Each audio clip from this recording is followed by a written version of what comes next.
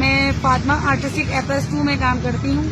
وہاں میں سپروائزری کرتی ہوں اور مجھے وہاں پہ میرا مینیجر عبدالحی اور وہاں پہ انچارج ہے شاہنواز اور اسرار.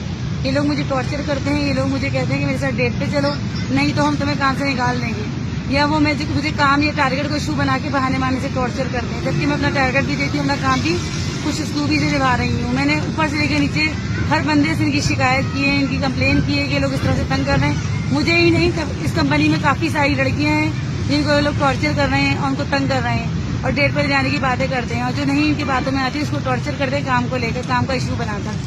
بلا وجہ سارے ڈپارٹ کو چھوڑ کر اینڈ میں مجھے جانے کی بات کرتے ہیں.